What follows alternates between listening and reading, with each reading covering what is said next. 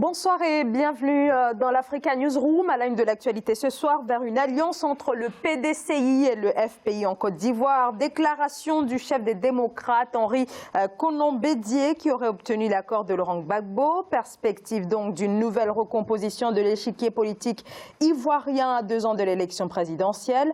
Une plateforme PDCI-FPI peut-elle fonctionner? Cette coalition est-elle possible? Quelles conséquences aussi sur le jeu politique? On en parle dans un instant avec mes invités.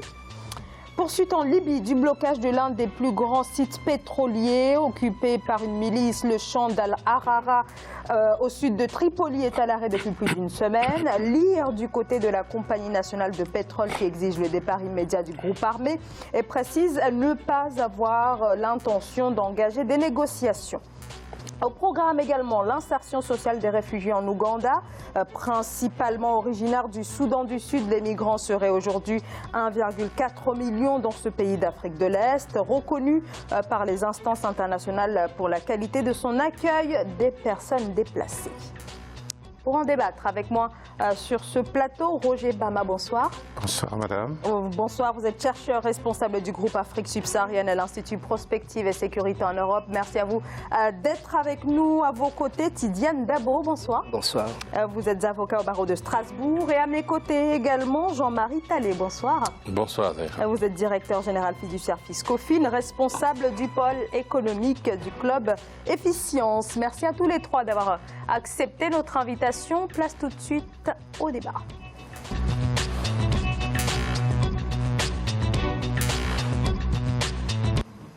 Et il aurait l'accord de l'ex-président ivoirien Laurent Gbagbo pour une alliance dans la perspective de l'élection présidentielle de 2020. Le PDCI d'Henri Konan Bédié jusqu'au mois d'août, l'allié du parti au pouvoir, le RDR, le Rassemblement des Républicains, alliance qui a volé en éclats. Le parti de l'ancien président se tourne de plus en plus vers le Front populaire ivoirien de Laurent Gbagbo en détention à La Haye aux Pays-Bas et toujours dans l'attente d'une éventuelle libération provisoire. Ange Bijou Nomenyo revient sur cette possible alliance qui, si elle est bien sûr confirmée par les partis, pourrait bouleverser l'espace politique ivoirien à 2 ans seulement de l'élection présidentielle.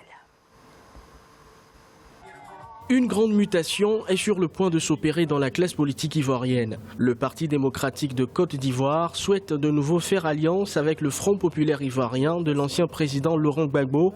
Cette éventuelle alliance entre les 2 grands partis de l'opposition ivoirienne risque de bouleverser l'espace politique qui répond à un agenda bien précis en Côte d'Ivoire, l'élection présidentielle de 2020. L'alliance éventuelle entre le PDCI et le FPI est la conséquence de la discorde actuelle entre le PDCI d'Henri Konan Bédié et le RHDP du président Alassane Ouattara. Pour pouvoir gagner les élections de 2020, seul il sera difficile, puisqu'on a vu les élections de 2010, un seul parti ne peut pas en l'état actuel gagner une élection à la majorité. L'ancien président Henri Konan Bédié a fait savoir qu'il pourrait se représenter lors de la prochaine présidentielle de 2020, une stratégie qui, selon les experts, vise à garantir l'avenir de son parti pour les prochains scrutins électoraux. L'impact que cela pourrait avoir sur la vie politique, c'est de nous retrouver dans la dynamique de 2010, avec 3 groupements qui se retrouvent et des alliances doivent se faire entre 2 contre 1. Mais quand on sait que les contradictions sont assez fortes, on craint que cela pourrait exacerber la crise davantage entre le PDC et le RHDP. Jusqu'à fin août 2018, le Parti démocratique de Côte d'Ivoire était l'allié du parti au pouvoir, le Rassemblement des Républicains du président Ouattara, mais l'alliance s'est rompue. Un renversement d'alliance qui s'opère 2 ans avant le scrutin présidentiel de 2020.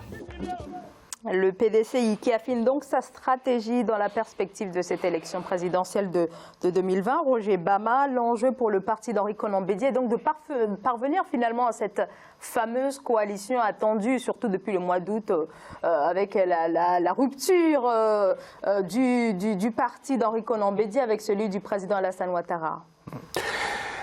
L'enjeu pour le parti de Konan Bédié, dans le PDCI, c'est de pouvoir gagner le pouvoir. Je pense que quand ils avaient conclu leur alliance avec le RHDP, il semble qu'ils étaient convenus qu'aux élections suivantes, c'était le retour donc, du bâton, c'est-à-dire que le PDCI devait prendre la rêne du pouvoir. Peut-être qu'aujourd'hui, Conan Bédié sent que les choses ne vont pas se passer comme il espérait. C'est pourquoi il cherche un allié solide, fort, pour pouvoir arriver à cette fin. D'autant plus que on ne sait pas si Gbagbo sortait demain, serait à mesure lui-même d'aller aux élections. Donc ce sera quand même un allié de poids si jamais il y a une alliance avec le PDCI. Voilà, on rappelle que voilà, ça c'est le fait qu'il y ait peut-être une alliance. Ce sont des propos rapportés par l'ancien président Henri Konan Bédié, mais il n'y a eu encore aucune confirmation du côté du FPI. Alors ce qui est sûr, c'est que le PDCI seul ne peut pas vaincre le RHDP. Jean-Marie Talley. Avant de répondre à votre question, quand on parle d'Henri Konan Bédié, il faut juste retenir que c'est un traître qui se sent trahi. Donc à l'époque, il a trahi Gbagbo. Donc il n'a pas supporté Gbagbo quand il s'est retrouvé dans la situation qui était la sienne, dans laquelle le Côte d'Ivoire en 2011 a plongé. Et donc il a trahi ce camp, il s'est retrouvé dans l'autre camp, le camp de Ouattara. Et vous vous sentez très bien aujourd'hui qu'avec l'élargissement probable de Gbagbo, avec les propos qu'a tenus Ouattara, qui contredisent ce qu'il disait il y a 6 mois avant, ça devient extrêmement bizarre, extrêmement délicat. Et maintenant, le fait qu'on parle d'un candidat du RHD et qu'on ait modifié la Constitution, et que derrière cette modification de Constitution, on laisse les non-dits qui pourraient laisser croire, en tout cas d'après les propos de Ouattara lui-même, qu'il pourrait se représenter à travers ces non-dits, ces ambiguïtés-là, ça vous dit déjà beaucoup de choses. Ça veut dire qu'il n'a plus sa place, comme ce qui avait été convenu dans les non-dits au départ. Vous avez un autre qui est caché dans l'escarcelle, dans l'obscurité, qui s'appelle Guillaume Soro, qui n'a encore rien dit. Ouattara a dit que c'est lui qui doit se prononcer, qui doit s'engager. Donc il doit prendre ses responsabilités. Donc à partir de ce moment-là, quand on a élargi Gbagbo, vous comprenez qu'à partir de là, sentant le danger venir, il devient, je parle de Konan Bédié, il devient un opportuniste. Il faut qu'il saute, entre guillemets, dans le camp qu'il estime être le bon si jamais Ouattara se retirait. Mais c'est dangereux pour les FPI. Parce que si vous n'avez pas un allié qui a été honnête, qui a été sincère, qui vous a suivi dans toute sa trajectoire depuis le début, qui attend une opportunité et qui ont mis la Côte d'Ivoire dans une situation inextricable et qui revient aujourd'hui en faisant gentil, ami, il faut faire attention.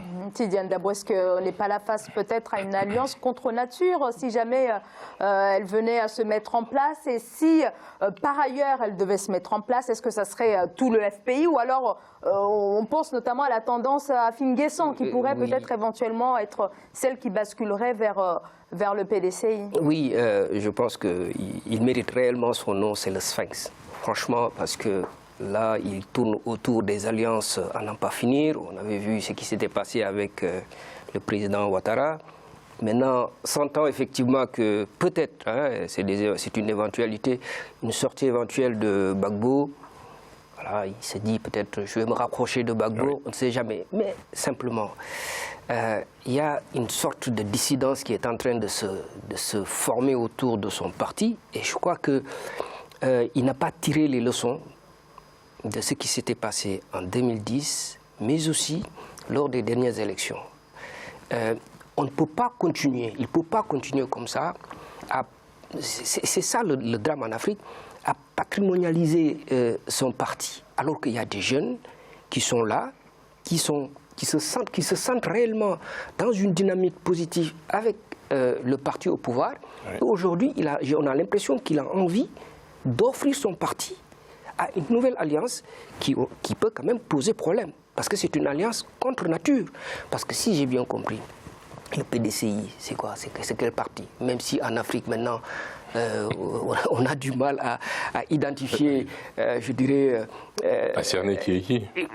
Voilà, cerner qui est qui. C'est des démocrates, c'est des socialistes. Je sais que Gbagbo, lui, en tout cas, il est ancré dans le socialisme. Mais le PDCI, vu que bon, il tourne autour du pot, on ne sait pas si c'est des socialistes ou c'est des libéraux. En tout cas... c'est ça le problème. Au départ, c'était des libéraux de droite. Hein. Donc, c'est pas ce qu'ils deviennent aujourd'hui. Oui, mais ça pose problème parce que quand on prend comme ça des mots qu'on utilise pour la gestion de politique africaine, ça pose des sérieux problèmes parce que ça ne convient pas à la société africaine, ça ne convient pas à l'environnement africain et ça ne convient pas aux besoins de construction sociale, le modèle africain qui manque.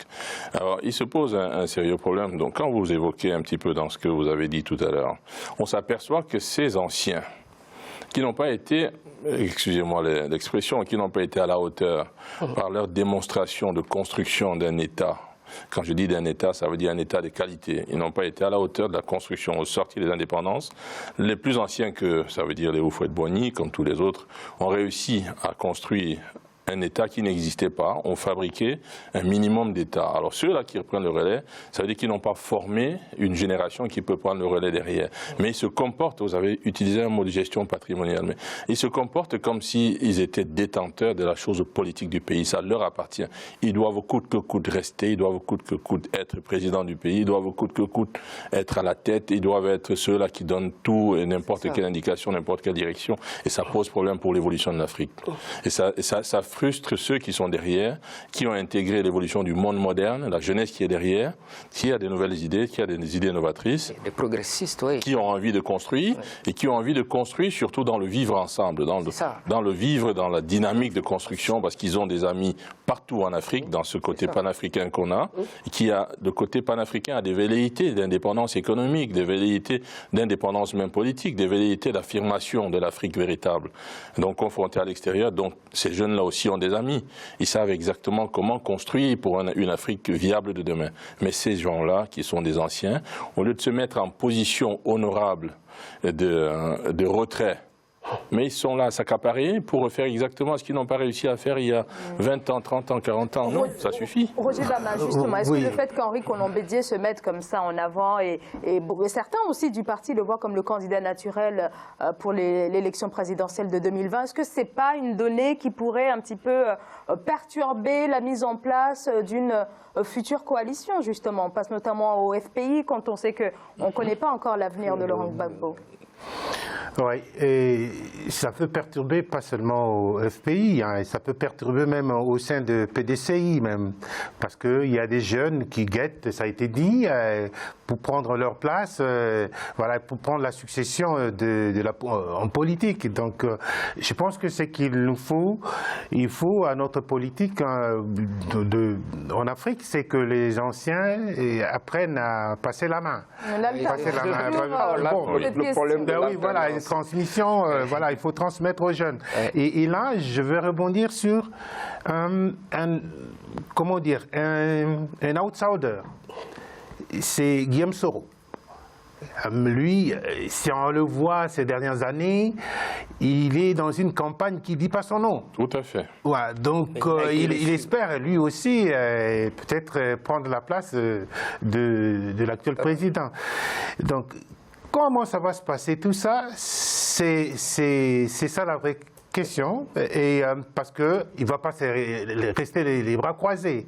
Ils vont aussi, eux, voir dans quelle mesure ils peuvent créer d'autres alliances et créer des déséquilibres, même au sein des autres partis, pour pouvoir en tirer des profits. Voilà. Et puis, je ne pense pas que Gbagbo élargi pourrait se présenter en 2020.